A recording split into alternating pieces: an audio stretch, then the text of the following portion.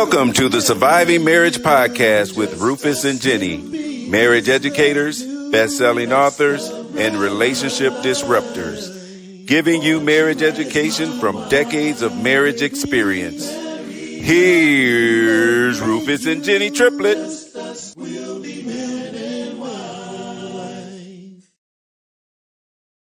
Here's Rufus and Jenny Triple. Here's Johnny. Our son got a What really big kick out of that. Welcome to all of our viewers and listeners around the world. Assalamu alaikum. What up, peeps? Welcome to another episode of Surviving Marriage Podcast, Season 5. Okay, we are finally back. Thank goodness. I'm going to keep saying it because I can't believe we're back. Guess We're who's back. We are back. We are back. I am your host, Jenny Triplet, and attached to my hip is my hubby of 3+ decades. I can say it with my chest. Say it with my chest. Huh? Say it with my chest. Anywho, Okay. which hip we talking about? The one that's screwed on? Stop it. You just do listen. It won't be too long from now. Okay, Rufus Triplet. And we're so happy. Anywho. We're so happy you guys are with us. We are so happy you guys are with us. Okay. Let me slow down. I'm excited because we're back. We've been back weekly, guys. Consistency is a thing here, right? Especially when you're coming out of hiatus and you're rebuilding, right?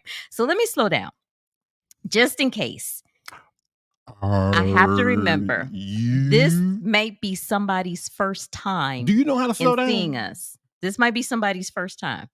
So let's slow down and talk a bit and let folks know who we are. I don't think you know how to slow down. Because they may not. They may not know who we are. Do you know who we are? You know who we are? My mama named me. Stop it. Or it might have been my grandmama. She ain't named me. I'm going way back. We are best-selling authors of the book, Surviving Marriage in the 21st Century, 13 Easy Tips that can help you get to 20 years and beyond. For most people. It's sold. It's almost, we are tallying. We are so close. It has sold now almost 500,000 copies. 500,000 copies. Some people act like quit name calling is hard. If that was in the music business, we'd have a gold album. Maybe we need to get a gold book. What kind of gold? Like a gold book for 500,000 of sales. Girl, I don't know about you sometimes. I'm going to come up with something because folks like to reward themselves. So it's probably some type of reward out here that I can order. Award, that I can order. You rewarding yourself? 500,000 copies. I think I've been rewarded enough. You've definitely been awarded enough. I don't know how many more trips I can go on with 5 suitcases coming back. Anywho, so that book sparked a lot of other books. Y'all see them up here, right? Okay, we have a workbook, we have a cookbook, we have a parenting book. I'm going the wrong direction, right? I'm with a parenting group. I don't see the children's book. And we have a card Where game. my children's book at? And we have marriage workshops, and we've done international speaking gigs. And we have this podcast. They can understand me, but I couldn't understand them. Oh, this podcast. It's Surviving Marriage is trademarked. So don't y'all try it, because there's a lot of y'all that's trying it, right? Y'all trying it. Can y'all talk to me? Do y'all hear I'm speaking English? And how you talking to me in another language and I'm speaking English? And that's international intellectual property, which we're going to be talking about today, about protecting your intellectual property. Well, come on then, girl. Give me some. Because I need the info. All of this right here, it can be licensed. All of this. Surviving, all of this. Trademark, license, and all of that stuff. You look like you were talking to the walls and everything else. I thought they was going to paint my walls or something. It can continue to pay our offspring for years to come. So we got to know how to protect it. Yeah, they done already told me they're going to butcher anything I leave anyway. Stop it. They're going to be wanting them checks, them royalty checks. The boy said they going to, girl. So before we introduce our guests, we have a few things to ask of you guys. All right. If you are watching us on YouTube, please subscribe. Click. If you are watching us on Facebook, please follow. And if you're listening wherever you get your podcast, because the audio is back up, thank God, praise God. Oh my goodness. Wherever you get your podcast, from Spotify, Stitcher, Apple Podcasts, all that good type of stuff. I don't know how you messed that up, but I was just wondering how in the world did everything go down? Oh my gosh. Please. Well, somebody had to mess it up. Please subscribe. It's two of us and I don't believe in ghosts. Please and thank you. Okay. And after all of that, if you like it, because I know you're going to like it, right? After all of that, when it's said and done, make sure you like, comment, share, tell a friend, because we're here weekly and we appreciate your support. I sure hope so. Okay. All right. So I think we can get to, oh no, we can't get to our guest yet. Holy, what in We the... can't get to our guest yet. We What got to in tell the them. Batman? We got to tell them what we got for them. All right. Now, this month, I got something for you, especially if you're breaking into. this month, we are celebrating our 35th anniversary, inshallah. And we always do something for our peeps. So for our peeps, we are doing our Surviving Marriage Couples card game. You guys know that, our Surviving Marriage Couples card game. And for this month, to the end of the month, we are offering 2. Remember that commercial back in the day? 2 beats in 1, whatever it is. Okay, right? Well, what are we doing for our non-peeps? We're offering two card games, 2 for $35. Just go to the site, survivingmarriagetips.com, put 2 in the cart, use the code HAPPY35, happy 35, and you guys get 2 for $35, and we'll get those shipped out to you. I got all the orders shipped this week, and I'm happy. Okay. All right. So it's our Surviving Marriage Couples card game. Ooh, look at all that light. Okay. I'm so glad you happy. You got 99 questions for one great conversation. Hey, look, you got to hold it way back here. Now. Yeah, it's like, because that lighting, you got that super light going on. If you can't see it, I can't help you. 99 questions for one great conversation. And there's three categories here. So okay, if you put it to the link of the I'm trying. Look, oh my God, I'm trying. Okay, for better, for worse. Girl, I can't mess with you. For richer, for poor, and sickness and in health. Ask me for some more light. I give you more light, and it's 3 too much light. categories, 99 cards. We've got nothing but great feedback. Single people use these. They use it for intended people. Family members play them. Nothing but great feedback. Get them now, because we got another pack coming for you. Okay. All right. So get these now. All righty. Now we can get on with our business. Okay. So you ready? I ain't got no drum roll. No. We need one. Huh? We need one. Well, can you give me a drum roll, please? Okay. I'll do that. All right. I'll do that. All right. I'll bring them in with an applause. Okay. Yeah, we can do that too. Okay. All right. We have a couple today that is in business together that's centered on not just building wealth through real estate and other means, but also protecting it and keeping it in the family. Because y'all know Black families, especially us, right? We don't keep our money. It don't trickle down like the way it's supposed to. Who you calling Black? You know, what? Girl, that's another conversation. You got okay. All right. So we have lawyer and entrepreneurs, India, and I'm gonna call you Ishmael. I know you could say it a couple different ways, but I'm gonna say it like it reads. Okay, Ishmael. Welcome. For having us. We gotta wait on the applause. Applause don't know how to stop. Okay, there we go. All right. Excuse me. I try to get a long applause for some people.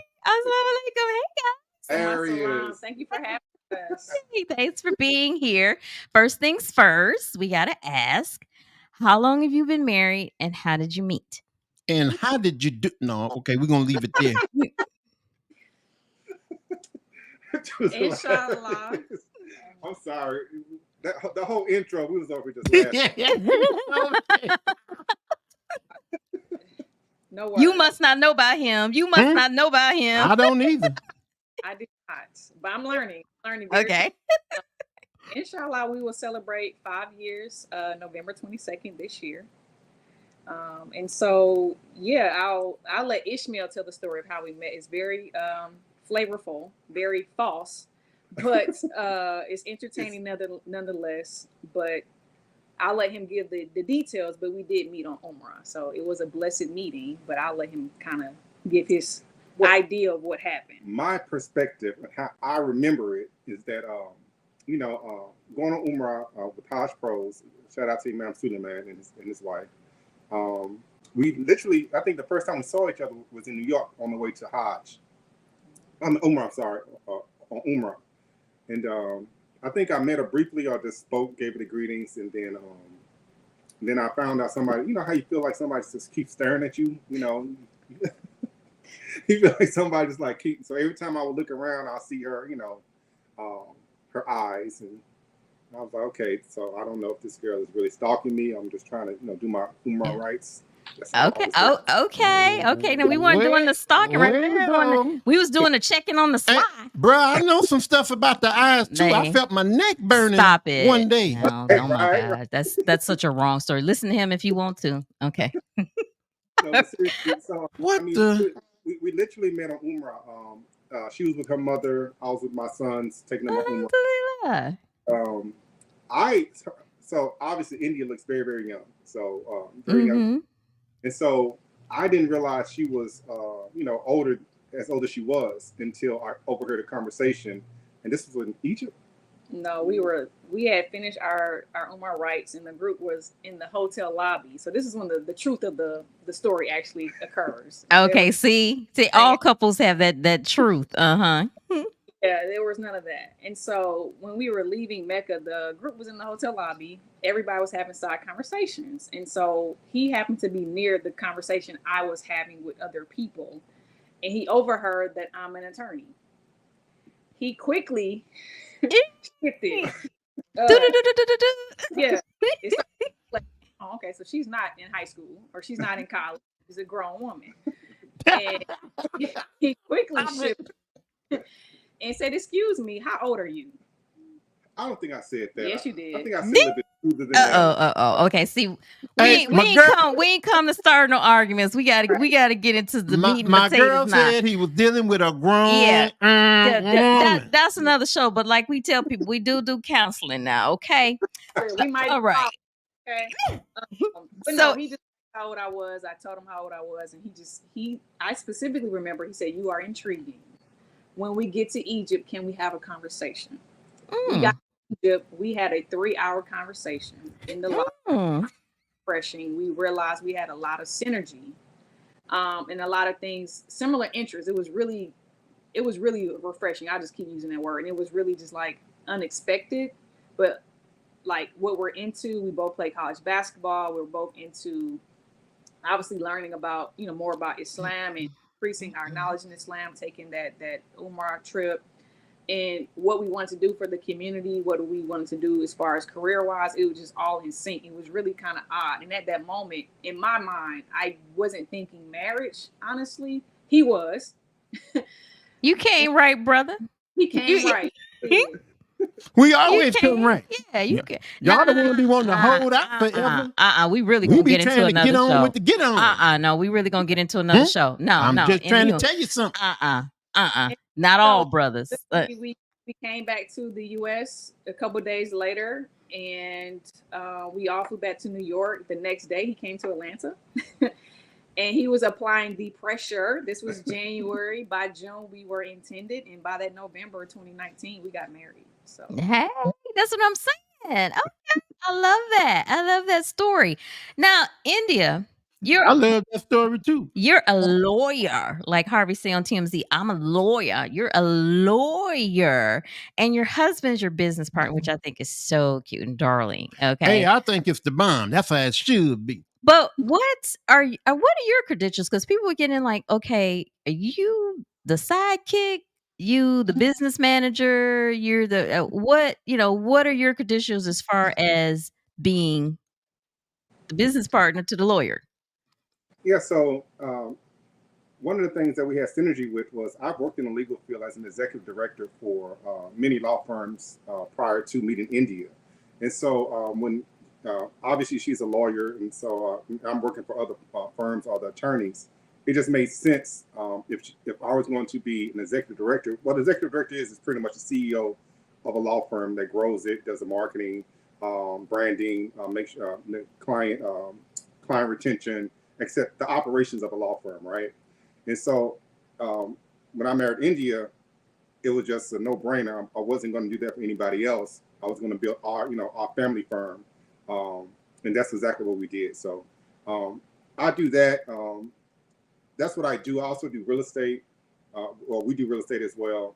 And that's kind of the synergy we have when we work together on both companies, right? We're building both of those companies up.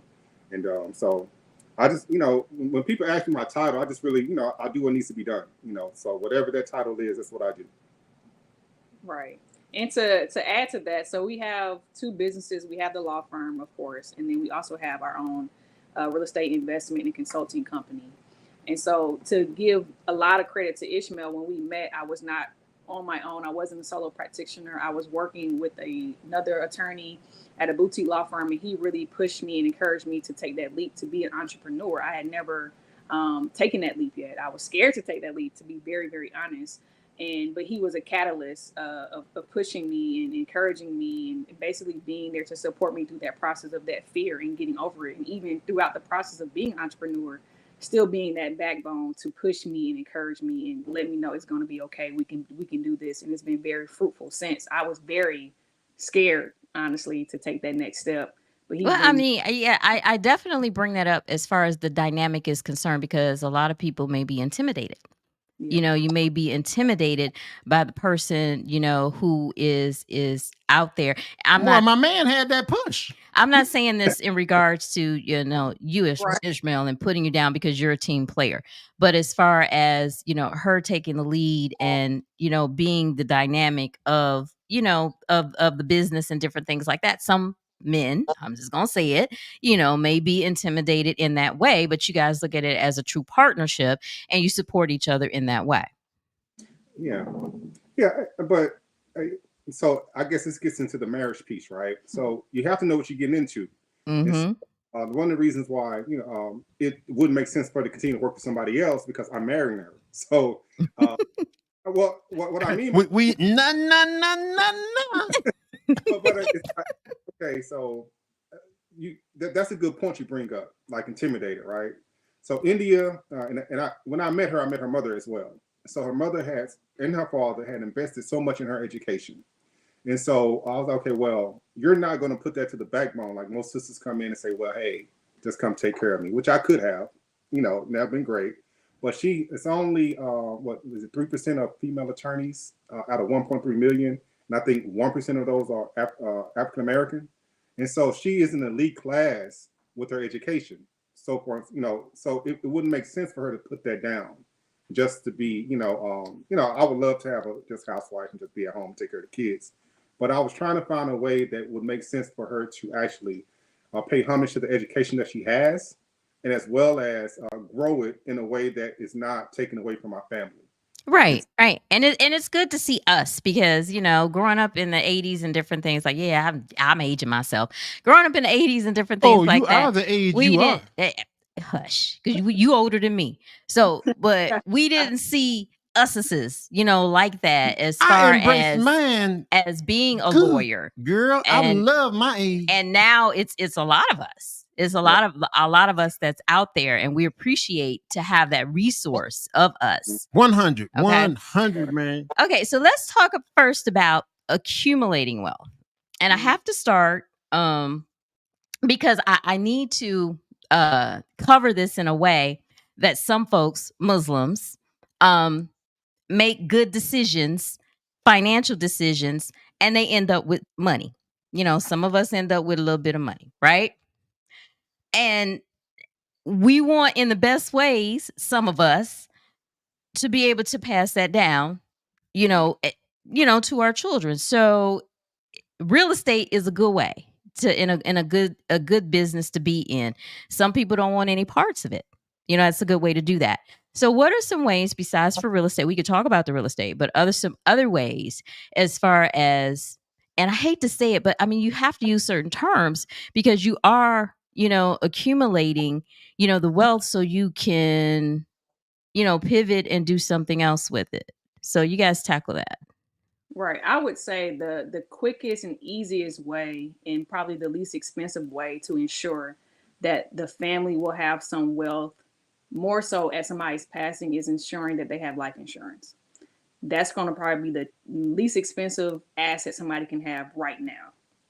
Based on their age, also based on their income, you can have some life insurance, whether it's term, whole life, if it's an investment vehicle that you use. It's important to have life insurance because as Muslims, we know we're going to pass away.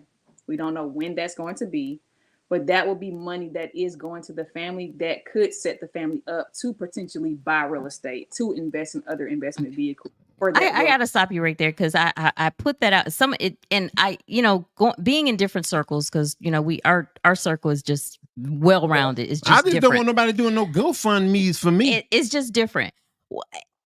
That might take too long. We've had in July we had back-to-back deaths in our family. One in his, and mine, and they were like back-to-back, and they were both situations. I'll just put it that way. And then over the last 4 years, we've had some deaths and some situations, and it's always kind of like pass the pot, and the pot goes to Rufus and Jenny, pass the pot. Here come the pot. You know what I'm saying? Pass the pot. Yes. Then it came straight to my door. It passed the pot.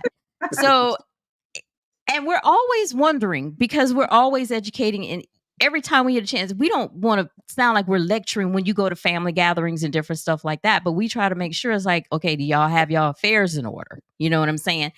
What are some excuses that you hear? Like people don't have life insurance.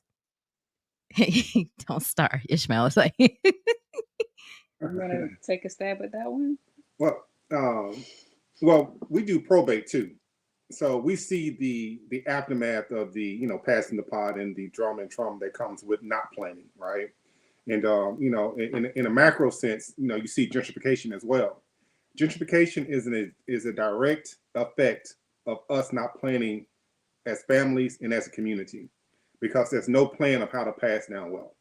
So back to your previous point of like we hear everything like not having insurance, right? So men, I start with men, right? They like, okay, if I die before her and I leave all this money to her and she remarries, then I'm taking care of her next relationship. You're kidding me. You're kidding me, right? Oh, no. So not taking care of you and your debts and your responsibilities. And even if you have kids, that's in regards to that is due an inheritance. But you ain't gonna be here. What do you care? You worried about what somebody else gonna do while you ain't around. Anywho, she can do whatever she want with whatever I got when I'm gone. That's selfish. Oh, I'm a spin. It's gonna get spent. I'm gonna ball out. Buy dude a yacht. I don't care. I'm gonna ball out. 35 years. I'm balling out of control. If y'all see me on social media, balling out. Okay. Anyhow. Yeah. Okay. So all right. Fair point, right? So not only is that an issue about not getting life insurance, but they probably just do enough. They might take care of, they try to leave enough, take care of the kids, pay off the house, but they won't do more than that because of the the back of their mind, like I'll do what I need to do at the bare minimum, right? Instead of and they keep the family in a surviving mode instead of having the family in a thriving mode. But when we explain a trust to them, where they can control the dollars that they leave, they can govern those dollars from the grave. They're like, okay, well, this makes sense. I can actually earmark this money to go exactly where I want to go, instead of having just what we call a direct distribution to one person. In the trust, if they left that money in the trust, they can literally earmark their money for 20, 30, 40 years down the road or even more.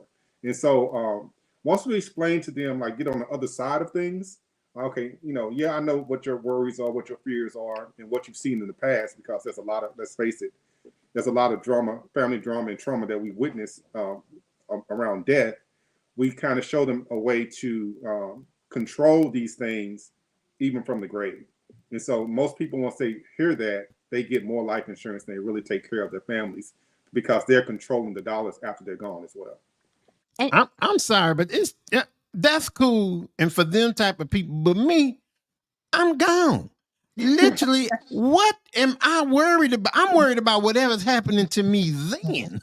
Well, see, a lot of people don't think about death like that, right. And I think there's a lot of selfishness when you have conversations about death. We're going to get into that though. Let me go, because I got some questions here. Okay, you got a lot of questions. Yeah, if y'all are viewing and y'all have questions, drop them in the comments. We're gonna get your questions in here. All right, so generational wealth. I know when I heard it growing up, it sounds like people with a lot of money. Right. People so like I'm gonna have a mansion and everything when they die. People like the Rockefellers and the Obamas and the Carters. Jay and Bay. Don't forget about the Kennedys. Excuse you. Yeah, and you have to be on that level as far as generational wealth. But it can actually be more to it, in regards to generational wealth. Just like I talked about our intellectual properties. People may look at this like, oh, it's just some books or, just something or whatever. But a lot of people have become even more wealthier. Their estate has become even more wealthier in death, than it was when they were alive. I mean, but we ain't leaving nothing. So to leave 50 G's for somebody, that might get them out of debt when you're gone. You talking about other people ain't leaving nothing. No, I'm talking about black people. I'm talking about black people. You ain't talking about we, like, you called me black earlier, so I'm going okay with the black thing. All right. Now, black people don't be leaving stuff. I'm talking about not even 10, 15,000. Right. So how do you educate people? No, he's serious. Like, and it's so easy to get. Do you know you can get life insurance through like Navy Federal? Do not say Colonial Penn. No, I'm not. Listen, like, some people still got that global life from earlier, the Gerber life from the babies. Y'all remember that, like back in the day, right? Yeah. Okay, yeah. But anyway, and it probably hasn't even appreciated. But how do you educate people on what their value of wealth is? Yeah, faith.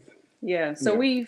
I give Ishmael the credit for this, but collectively we've coined this acronym FAITH, FAITH. And so when we have a conversation, whether it's a consultation call, doing a webinar or a seminar, or even just an interview or a podcast like this, we like to explain and express what faith is, because we believe it's a great tool that our listener can use to sit and digest, where it's not so burdensome to think about the end of life, right? And sometimes that's just a difficult conversation to have. And so the F in faith is for a family. You have to understand what your family dynamics are, right? Whether your parents are still living, meaning you potentially can inherit from them, whether you're married, right? So you have to think about, well, my spouse dies before me, vice versa. If you have kids or grandkids. So we want to be talking about potentially 4 generations that we're touching. Also in faith, you have the A, which are the assets. And I'll let Ishmael, we like to go back and forth with this, so he can talk about the assets. So family's first. That's who you love. So that's pretty much easy. That's an easy thing to figure out. Like, who do I love? Who's my family, right? Up, side to side, husband, wife, husband, children, grandchildren. Most people will touch 4 generations, and we like to say most people can plan for 4 generations or 5, depending on what they want to do. But the A in faith stands for assets. That's all assets accumulated up until this point, and all assets to be acquired in the future. So that's life insurance, real estate, intellectual property, inheritance, crypto, money under the mattress. You know how wives like to stash that money that we don't know about.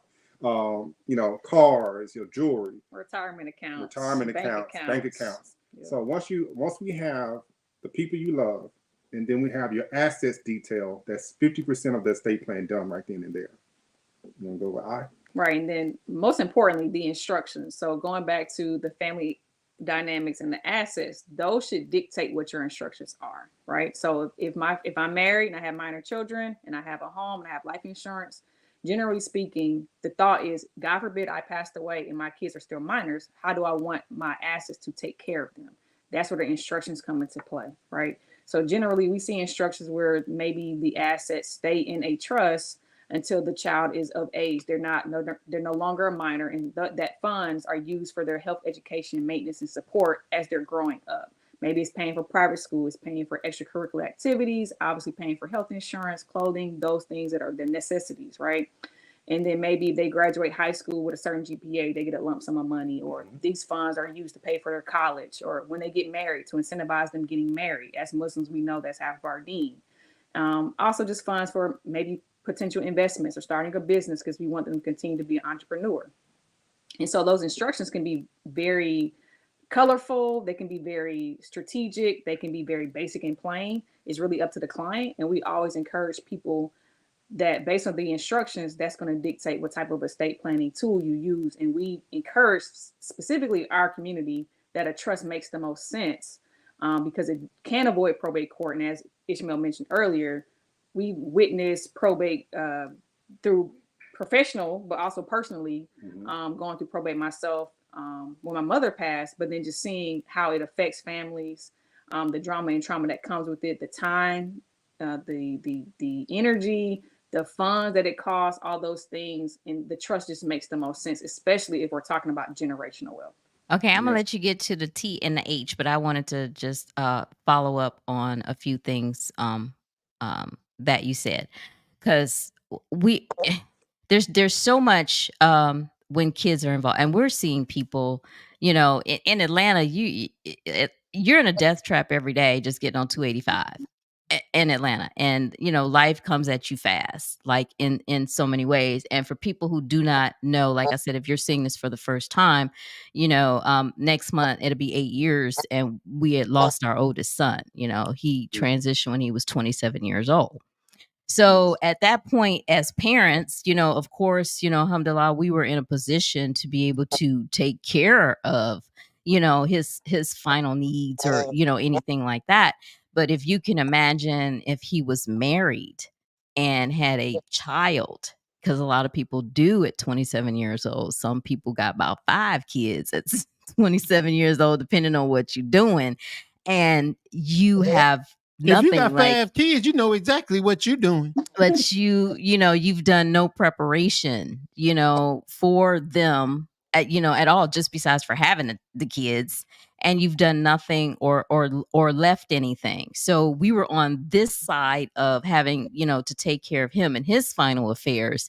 But had it been a wife on the that side of having to take care of his final affairs and the children and different things like that, and then here we go with the community GoFundMe, that's where people are seeing Who did a of having GoFundMe? to. I'm talking about Oh, the people who, I ain't because do no some people GoFundMe. have left in their I funded 20s. it. That's what I did. Some have left in their 20s, and they're having to rely on the community to raise their children, That's because true. there's nothing in place in regards to that. So I'm really just talking about the reality. So my peeps right here is trying to help us get all of that stuff together. They are trying Is that to, what you're it's trying like, to say? it's saying that no matter what your age, it's not the end of life, your golden years. Like, people think your golden years is the end of life, because life can come at you Oh, fast so we need to call at any age. Miss India 555 Stop 34. it. Stop it. Huh? I'm gonna let them get to the T. Make this an infomercial up in here. Yeah, the T and the H. Y'all go ahead. T, take it away. So once you get the instructions and you attach your instructions onto each asset that you own. So once we define the assets and we have your instructions, if it's a husband and wife like you and Rufus, you would get together and say, okay, well, this asset, this is how it is to be managed, maintained, distributed. This is who will benefit from this asset, and this is how the beneficiary needs to qualify for the asset to be given. And so you'll go through each individual asset and put instructions on that asset. And so now that asset has a blueprint or a guide of how it is to flow. And we hate generational wealth, so it's really intergenerational wealth. That's when you're really institutionalizing wealth. Generational wealth is just broad. It's intergenerational wealth, from mom, dad, to child, grandchild, to great grandchildren, and so on and so forth. So intergenerationally, we're making sure that wealth passes down efficiently through that process. So once you have those instructions attached to each asset, now we just memorialize all of that and put it into the T, which is the trust. A trust is nothing more than a legal agreement between you, your assets, and your beneficiaries that's governed by the instructions that you leave. Your trust is just like a robot. It's going to carry out the instructions verbatim, nothing more, nothing less. So whatever you said, that's how the trust will be managed moving forward. So the family assets instructions, put it onto a trust, and now you have a family, what we call a family trust portfolio, or you have your family in a corporate structure. So you have a family that you love, but you also need to have a family business that's ran through the trust. And the family business is just what you do anyway. You're acquiring assets, you're taking care of kids, taking care of bills. We're just putting it into a corporate trust entity so it can pass down efficiently. So all those things that life brings up, we'll have a plan for them, because we know what life can bring. We're just not planning for these things, right? We plan for the God forbids first. Once we plan for all the God forbids, we can then start planning for the future of the family after that. So once you have your trust portfolio, that's just really the beginning, and I'll leave the H to India. And so the H, just to memorialize the entire FAITH acronym, is for help, making sure you have subject matter experts helping you through this process, right? You need to have an estate planning attorney like myself, but you also need a financial advisor, right? probably need a spiritual advisor, especially if you're Muslim, and you want to make sure you following Islamic inheritance laws, assuming that's what you want to do. And also making sure you have a CPA tax accountant assisting through the process too. So having those subject matter experts to help you, not internet gurus, not legal, whatever the stuff you can find online, making sure you have somebody with credentials, with a license, helping you through that process. And I said that because we have so many people that call our office that did their own trust or had somebody they found on the internet do their trust. And now they want to update it or change it. They can't find the person who did it, or the person did it wrong, right? And then they have no recourse. They can't get a refund. We had this one young lady, still praying for her. She came to our office seeking assistance because she had an internet guru do her trust, and she lost her house. And that's, and she's kind of starting from scratch again. And she's in a position where we can't really help her. Oh my gosh. Oh my gosh.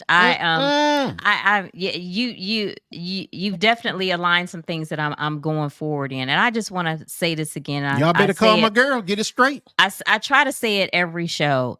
You guys watching and listening to our show and hearing our guests, couples, different things like that. We don't do pre-formatted questions. So if y'all got suggestions, people want to come over here and we got to have a meeting before the meeting and the conversation. No, we don't do all of that. It's just, I consider myself a good interviewer. And you just patted yourself on the back. Yes, I did. And my guests is going on around here. Come with the information because they don't have to make it up. They do the work. Hey, that's what happens when you lie or when you real. Because if you do the work, you know the answers to these questions. You don't need, things beforehand. Ask me something pre-formatted if you want. And it's just, and that's how all of our interviews are. So we just pretty much go with the flow. And I'm saying that because I'm moving into my next question. And it just seems like, she just lined it right on up. Okay. So a lot of us, uses, you still talking about black people? Yeah, uses. Can't even afford. Call them black like you call me. We can't even afford a lawyer. We still can't even afford a lawyer. Who can't afford a lawyer? Let alone. My fault. Hey, I'm backing up now. Estate planning. Okay, because that seems like that's some top level bougie stuff. Doing some estate planning, right? So what are the challenges, of your business in order to keep clientele? Because I really see that this has to be like an ongoing educational, always, till somebody finally makes their mind up that this is what I'm gonna do. Yeah, because I do have an estate. Yeah, so this is where I come in as an executive director. So I'm just gonna sit here and smile. Yeah. So so this is really where we became a mission-based law firm. Unfortunately, we lost India's mother back in 2020. 2021, unexpected from COVID.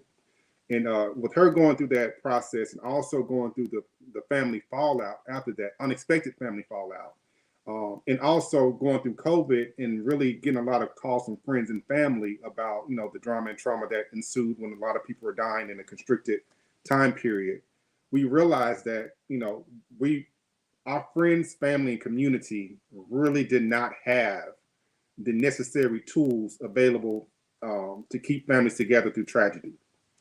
And so we changed our entire business model after that. So yes, we are a law firm, but you won't find the processes in other law firms that we go through to make sure that our clients are being educated through the process. And the process is really a step-by-step, easy process to kind of onboard to.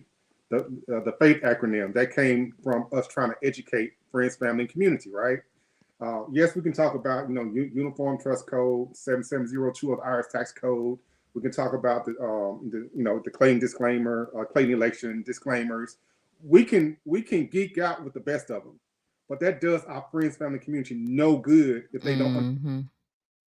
And so we try to create this bridge language to have people comfortable to talk to us and use examples and illustrations that my sisters can understand. I have 5 older sisters that my mother can understand. And then we just give it to the rest of the community. So our business model is really set for our friends, family, community. Free consultation. Our motto is all information is free. You just pay us to do the work. Mm-hmm. You call in, it's possible. You can we'll send you as much information as you need. Going through the process, we'll nurture you. We have great funnels that can follow up with people and use automations and things of that nature. And so we really want to educate families. And once we can educate one family member, they refer other people because they now can speak from a position of knowing this is what I got and this is what it means in a way that the family can understand. And see, I like those acronyms because there's other acronyms that people be using and they just be using them like WTF. Stop it. We ain't talking about that. It just to be using. This acronym I can get with. Yeah, it's thought about. It is nurtured. Mm-hmm. And it's mission, like you said, it's mission purpose. And you can hear it. I can feel it. It's mission purpose. I can feel that other one too, but I'm just saying. And once again, sorry to interject. I just have to add this tidbit. No, it's just that we couldn't hear you. It's fine. Go ahead. No, it's a common misconception that estate planning is for the wealthy, the white person, that type of stuff. And I don't have enough to do it. Okay.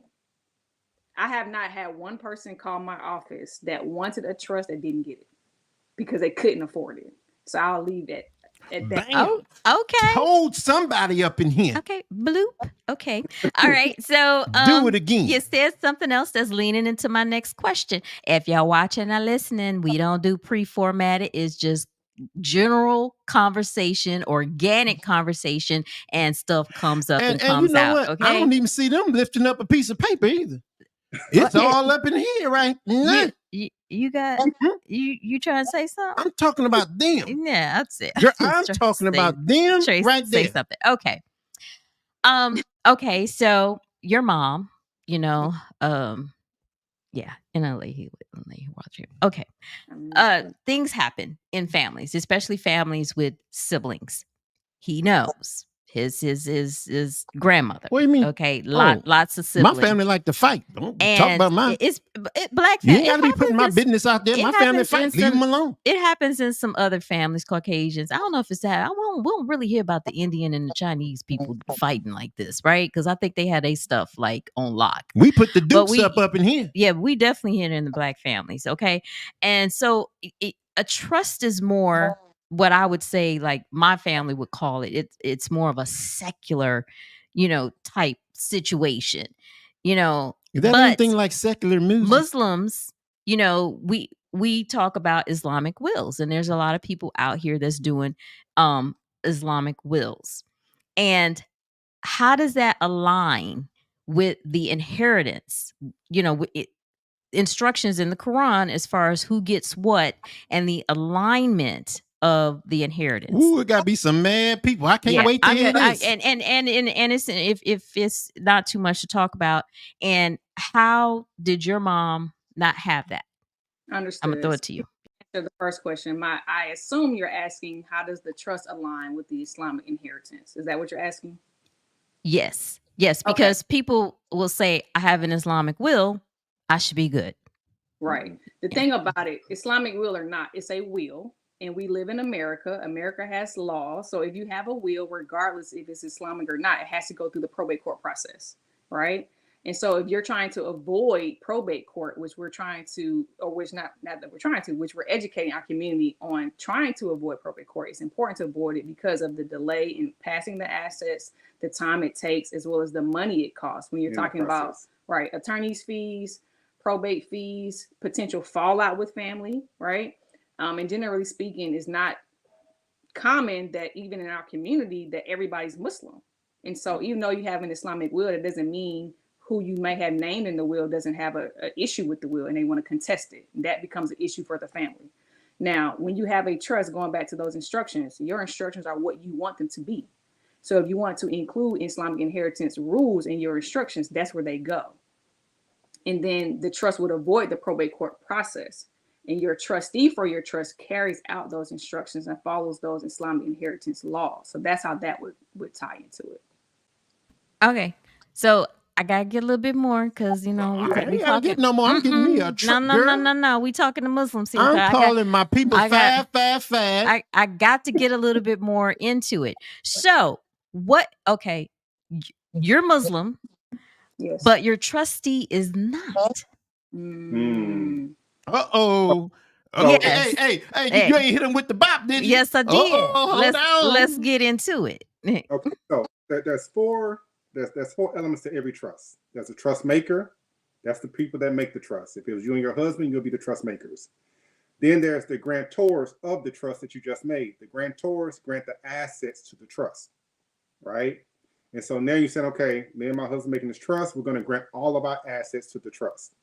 And remember what we said, every asset that you put into the trust must be accompanied, or an attachment of instructions must be attached to that asset. So those instructions are going to detail how this asset is to be used, distributed, managed, maintained, who the beneficiaries are, and if the beneficiaries have to qualify to receive the benefits of said asset.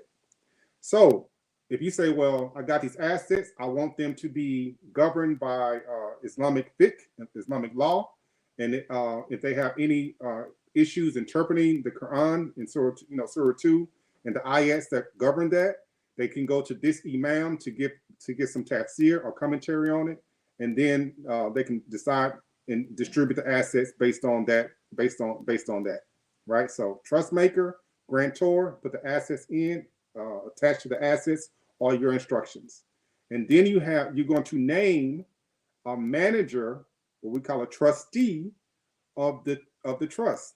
The trustee manages the assets in the trust you just made, but they can only manage the assets based on the instructions that you left.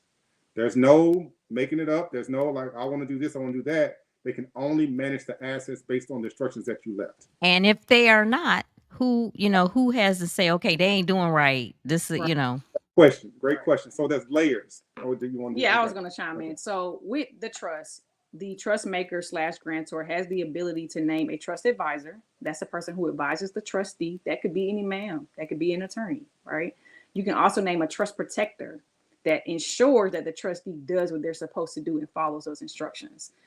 And when you come to our office, it is a family affair. So the beneficiaries, they grow up in this process. So they would learn who the trustee is. They would know what the instructions are as well. Excuse me. So if they ever learn that the trustee is not following the instructions, they have a legal action against that trustee. So there's parameters, there's rules, there's terminology, all that stuff within the trust document that will protect to make sure the trustee follows what they're supposed to. And they're a fiduciary, so they do not, they are basically liable. It's a felony, right? They are liable criminally, civilly, all that stuff. So it's not to say it has not happened. It has not happened in any of our situations, but there's layers, like you said, and there's different things you can add to your trust, like a trust advisor. Oh yeah, because saying teach one. Saying it's a felony, and I know it's probably different by state because they had some issues with Michael Jackson estate, and different things. Blanket ain't had no issues. Blanket got it straight. They had some issues. Somebody was siphoning money and everything else. Blanket said, "Keep playing with me here." Okay. Anywho. All right. So intellectual property. We talked about our intellectual property and protecting it and different things like that. That includes I do have intellect and people becoming wealthy after death. Licensing and royalties and all of that type of stuff. What about the value of social media? Because some people don't think about that. Because I'm just gonna tell you this real quick or whatever. What you finna tell them? Ooh, what you finna tell them? I'm finna tell them about somebody offered us. I thought you were finna tell them that. Yeah, somebody offers us a nice sum of money for one of our social media pages. So I didn't know. Exactly. I was in the dark. Exactly. So, we know it has value. So I was gonna intellect them straight to the bank. How do you protect that as intellect and putting that in a trust? Okay, so I would assume that 21st century stuff, right? Yeah, I would assume that the business is held in an LLC or some type of business entity. Yes. So the IP is owned by us. We own everything. We own it. Yeah. And so it's a multi-member LLC between you and your husband, I would assume, right? Mm-hmm. So that's how you do business. That protects the asset. That's where you're doing business at. But both you and your husband have 50% ownership of the LLC that owns the trademark, right? Yes. Once you get your trust, you would just assign your 50% ownership of the LLC that owns the trademark to your trust. And then whatever you assign to the trust, it must be accompanied by the trust instructions of how that is to be distributed, managed, maintained in the future. So if your 50% rolls into the trust, God forbid you're gone, your instructions would say, well, my 50% goes to my children or, my grandchildren, et cetera, et cetera. They can never sell it. You'll have all those parameters within that. And even before it gets to the trust, you have an operating agreement for your LLC. You'll have a succession plan. You'll have ways the business is to roll up, who gets the, who gets a percentage, who manages it. God forbid something happens to one of the owners or the managers. So all these things are really spelled out. It's really almost putting a puzzle together. It's really just A, B, C, D, E, F, G. Yeah. But these business on social media is like real estate. Yeah. Really, because like it's intellectual property. Coming to me like, hey, bro, I want to buy your business. Exactly. Like, what are we doing here? I want to buy your page. Like, okay, man, like, we know what's for sale. I said, how many zeros you doing? Exactly. How many zeros on that check? Right. Okay. Yeah, that's how we do. So we can protect that. So we often say strategy and structure, right? So once we get your structure, like you have the LLC, you got your structure. Once you get your trust structure, now we talk about strategy after that. So really a trust is just first base. So then once we get the structure in place, we start looking at strategy, short-term, midterm, long-term. Like for instance, the asset that you have, right? The LLC, okay, what's the short-term, midterm, long-term strategy for this asset? Mm-hmm. Right? Yeah. And see, I think I got a lot short of people, term. I just want more zeros. I think a lot of people, and saying that people do right by it and stuff, that you just go down the list and so much stuff is listed. People are just like so distraught, with death and different things like that. I don't care. Just do what you want with it. That's true. And it just gets released and sold and, different things like that because they're dealing with the death. And, to process, all of that, what's going on. Could you possibly smack them back into reality real quick? Anywho, you don't need to be talking about that about my next. That's the wrong segue into my next question. Well, I was talking about myself then. Okay. Get that? Okay. So this is one of the things that's a problem that I feel that Caucasian people, our white folks, make sure that they take care of. They take care of their pets and all that type of stuff. The dog hooked up. For after they're gone, right? Okay, so but for folks like with elders and different things like that, people who are on Social Security, long-term care and different things, whatever, this is a true benefit for them because instructions can be left as to how they're supposed to be maintained. Have anybody ever called their dog in and said, do you want cousin Penelope to have this? And the dog, she said no. Let them answer the question, Lord. And what was your question again? Distracted the people. Whoa. People, okay.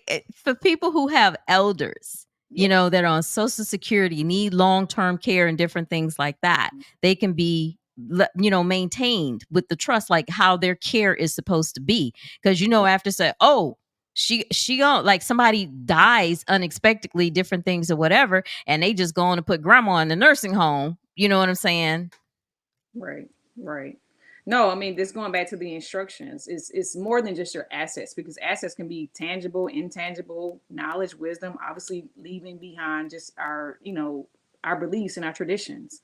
And so if somebody is a caregiver for somebody else, that should be included in the instructions as far as who is next in line potentially, or these funds here can be used to take care of this elder parent, this grandparent, or sibling or whatnot that has needs.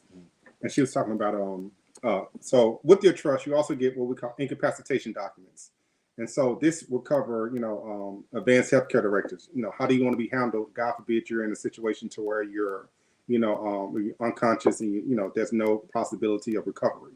So how do you want to be? We want to get that answer out of you now, so the people that you nominate as your agent, they don't have to guess, right? So this is my advanced directive. If I'm in this situation, do this, right? We also have the HIPAA document, the medical power of attorney, financial power of attorney, disability panel, which is really which we should be really using a lot more of. If you start to see any cognitive decline, the trust instructions kick in at that point in time, right? That's a disability panel. So those incapacitation documents need to be discussed while everybody is healthy and happy, right? So while you're healthy, you say, okay, look, Rufus, if I start, falling off, this is how I want you to treat me, right? And you want that in writing. So God forbid something happens to Rufus, the person that's going to be that you nominated after him will step into the instructions that you already left through those incapacitation documents. Right. And also, in addition to that, when we're talking about, let's say I'm taking care of an elder, in my family, I would make sure that that's a communication between me and Ishmael and the family. And again, this is not just a one-off. We're not just meeting with one person. Generally, this is a holistic conversation with multiple people in the family. So everybody's on the same page. And that's what we encourage, right? And so that way, if he knows I'm taking care of somebody, I leave specific instructions for him. Maybe he's not physically taking care of them, but maybe he's using the funds I left specifically for that person to be taken care of. Maybe he's hiring a nurse to go to that person's home. Right. This is a huge topic, and we've been talking about this, for years, for quite some time. That's right. We sure have. Yeah. Can I get it on tape while everybody looking? Stop it. Because just in case cognitive goes south to next year, Whatever. I want to be ready. Yeah, we've talked about this because I don't mean to be. I'm empathetic, sympathetic, and everything, but I do not like to see when the GoFundMe's come up. Like I don't know. I do. I'll be like, let me see how much they gonna raise. No, maybe it's like our age or different things like that. Like, didn't they prepare? Didn't they plan? Right. Don't they know like the only thing that's guaranteed with life is death? Like we all are going to taste death. That's why I like what y'all doing. It just it's coming. You know what I'm saying? It's definitely coming, and people just don't. I saw a video, and I'm taking just a little tangent, but I saw a video yesterday and on Instagram, and it was some woman that was just going off about not being able to evacuate, didn't have the money, she could barely pay her rent, different things like that. And I always go to the comments, to see what people are saying. Of course, people went in about, well, maybe if you ain't have on that $500 wig, and maybe if, your eyebrows wasn't done, and maybe Why if people talking about people? maybe if you stop some of them $90 nail appointments Leave them and people some of alone. that, They you know what I'm spend their saying? money how they wanted to. Exactly. But if that's what you're doing, then don't get on social media and complain that you don't have the money. Well, that's why you got to do a GoFundMe. Yeah, your budget is leave not them alone. Prioritized. Okay, I'm getting a trust. Forget that. In our community is just we don't prioritize. That's the thing. We don't organize. We don't prioritize. We don't communicate amongst ourselves. Right. I was just gonna say, people like y'all, we need to expose you guys. Yeah, definitely, and that you're doing the work. Go ahead. Yeah, we gotta be okay. So, most of the families come in to see us. We call them the goats of their family. They're the greatest of all time. They're the ones that really, like you said, the pot comes to your house. Mm-hmm. And so, they're probably the only person that's been successful in the first time in their family's immediate history. And so, we try to give them the tools necessary to organize and forecast the things that we know that's coming. Okay. Because you gotta think about it. Like if I have it's still your family, you love them. If something happens to my sister and somebody has to take her kids, I'm not gonna be mad. I will be mad if you don't have life insurance, right? But right. You're taking the kids, right? But so we going through our process, we really talk about that with our clients. Hey, if something happened to people like your siblings, where are the kids coming? Where are your nieces and nephews coming? Well, and ain't nobody gonna take them but me. Okay. Right. You're doing well. Right. Get life insurance on your sister. Right.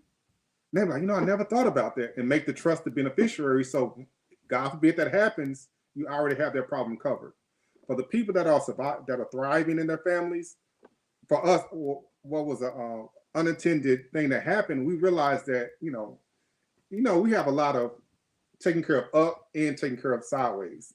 Yeah. Well, they call us the sandwich generation because we're there for our parents and we're there for our kids. Well, I'm bologna sandwich. So, if anything, we have two millennials. So if anything happened to them, we got them. You know what I'm saying? If they don't have themselves, we got them. And then we only have just his mom left. Everybody else is gone.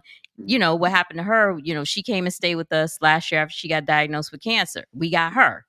So this is what happens to us. You got all Right. my life insurance policies upstairs. I got all dude. Like I said, I got over 200 first cousins. out. I'm gonna. I got 200 what? first cousins. I want one What? on everybody. They better call first. No, anywho. All right, we are up against Thursday night football, so we're gonna get this in real good. Hey, this is the food for thought. Just to let you know, since Yeah, Anywho. we're gonna get into our speed round and our card game. But before we do that, let people know how they can get in touch with you guys. So they can follow us on Instagram and TikTok at Ask Attorney Ali. It's spelled just like it sounds. Ask ASK Attorney Ali ALI. They can call our office 770-580-1122. All consultations are free. Take advantage of it. All right, so speed. hey, I knew it was a 5 in there somewhere. Yeah, stop it. Speed round. You guys can both answer these at the same time. Okay. Number 1, plants or puppies? Plants. Okay. iPhone or Android? iPhone. Android. Ooh! I have both, but I Oh, prefer snap. Mm, She over here cussing at me about that Android Okay. stuff. Okay. Mouthwash or oil pulling? All pulling. I don't do neither, but No, I do both. you do more. Okay. Sure. Istanbul or Montego Bay? I do Montego Bay. I've been there, Istanbul. Hey. Okay. Truth or dare? Truth. Truth. What are we? They have to think about it. What are we, 13? They have to think Yeah, about I'm it. I didn't hear truth or dare. The last time I was over 13 or They something. have to think about that. Okay, we're gonna take one card randomly from our card game. Okay, surviving marriage, couples card games. 3 categories for better, for worse, for rich or poor, sickness and in health. And I'm just gonna take one, guys, just randomly out the bunch. And this is in the for better or for worse. Did you ever have second thoughts about getting married? Yes. Ooh. Uh-oh. Tell it, sis, real quick. 4th, 5th, 6th. And it was just nothing against Ishmael at all. He has absolutely been amazing. It was just me, honestly. I theoretically I felt ready, and it was just a big decision, life-changing, life-shifting for me.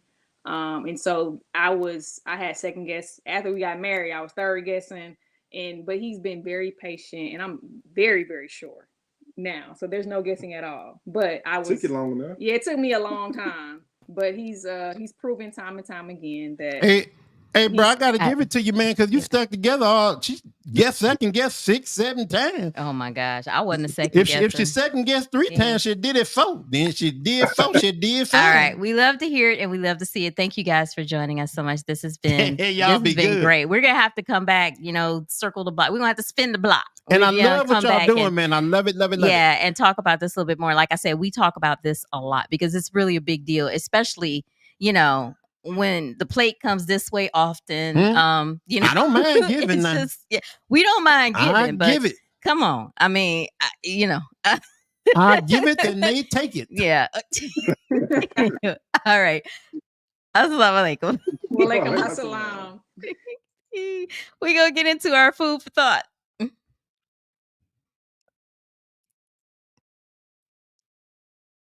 Food for thought. Food for thought. We don't hate on nobody. The food for thought, as I said, the food for thought was done because I'm paying attention to the time. And we don't wait on I nobody. saw the red blinking light saying, please leave. Please. I heard it. We don't hate on nobody and we don't wait on nobody. Mm-mm. See ya. This marriage journey has not been easy. Okay. So this is a little personal today. Okay. Do you The want food me for to thought. describe this marriage? It's a little personal. Okay. I'll but- describe it. But thinking back, nobody said it would be. Hmm? Nobody said it would be easy. Mm-mm. Actually, I felt like people was hoping that it would be. Yeah. Ooh, y'all married. Ooh, okay. If the Disney fairy tale was for adults, then it would have included kids and a mortgage. Okay. But waiting for people's validations and approvals have never been our style. We don't need 11 opinions Mm-mm. in order to make moves. Mm-mm. Okay. Together, we figure it out. Yeah. Sometimes. That's it for the food for thought for today. Let me give you guys 3 ways that you can support us. Here's 3 ways you guys can support our podcast.